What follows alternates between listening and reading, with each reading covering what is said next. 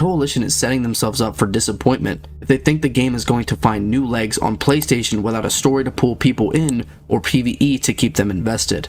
They're fundamentally misunderstanding the habits of the player base they're trying to attract.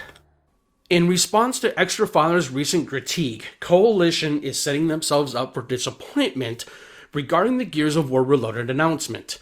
I find myself holding a different viewpoint. Xtra Father's argument suggests that by focusing on multiplayer without a strong narrative or player versus environment PvE content, the developers at the Coalition are misguided, especially in their approach for the PlayStation audience.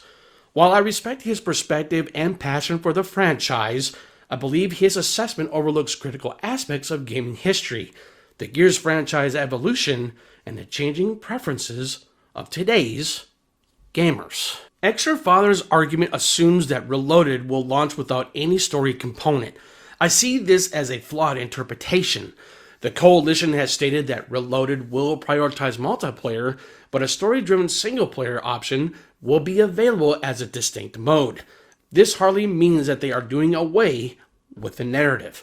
The Coalition isn't discarding the narrative aspect, they are simply adjusting its emphasis. Gears 5 demonstrated that a cinematic campaign can thrive alongside a robust multiplayer experience. The studio now has proof that their audience appreciates both, similar to Rainbow Six Siege, which started with the basic story and expanded it through situations. Reloaded can launch with a concise single-player mode and organically expand based on player feedback. To expect Gears, a franchise known for its story, to immediately offer a 30-hour triple-act saga in a new title is to ignore the success of episodic narrative models employed by games like Apex Legends and Fortnite.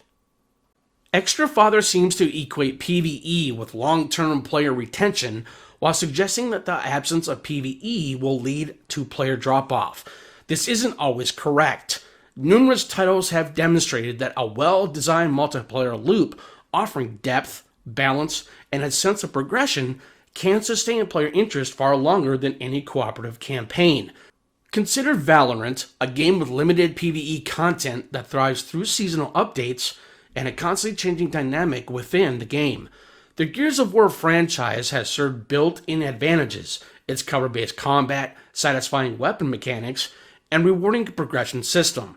The Coalition aims to refine these elements in Reloaded with a new class system, faster respawn mechanics, and a risk-reward system that encourages players to experiment beyond established archetypes.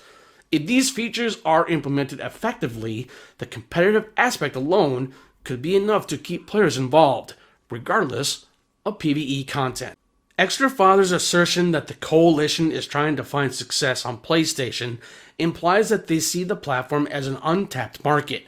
However, PlayStation is actually where Gears started building its community a while back. The series established a devoted fan base on Sony's consoles, and that feeling of community and excitement still exists. The gaming landscape has changed. It is now defined by crossplay and interconnectedness. By focusing on crossplay across Xbox, PC, and PlayStation, the Coalition can tap into an existing and engaged fan base. The real worry isn't winning over new PlayStation gamers, but disappointing the established community by abandoning the core elements that made Gears so popular. Xtra Father's critique assumes the audience consists of two distinct groups, those who want story and those who want PvE. In reality, the Gears community is far more diverse, including competitive veterans, casual players, and story enthusiasts. Consider Gears 3, which witnessed a 27% surge in activity after the release of its Horde mode, a PvE cooperative mode originally intended as a side project. The same game also maintained a popular ranked ladder for a sustained period, which shows that players are willing to switch between modes. The idea that a single-player narrative alone is sufficient for a story people overlooks the way players can consume stories through environmental details, character designs, and in-game events. All of these can exist within a multiplayer framework. Today's games as service model has taught us that players want options. They want the choice between a quick deathmatch, a narrative-focused mission, or a loot grind. By making Reloaded modular with the option for players to expand with story missions and PvE side quests, the Coalition acknowledges this. Xtra Father's claim of disappointment seems premature. The success of the game comes down to how well it can be supported after launch. Destiny 2 had a rocky beginning, but Bungie's commitment to improvements such as adding raids, improving the story, and adjusting the balance made the game what it is today. The Coalition has this same opportunity. If they pay close attention to community feedback, improve class balance, and keep adding content, Reloaded can be a solid game. While Xtra Father's worry comes from a place of passion, his take leans more into negativity.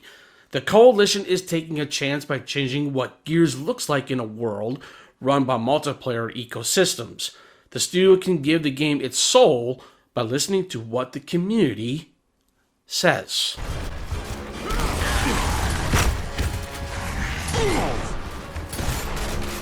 Who's next?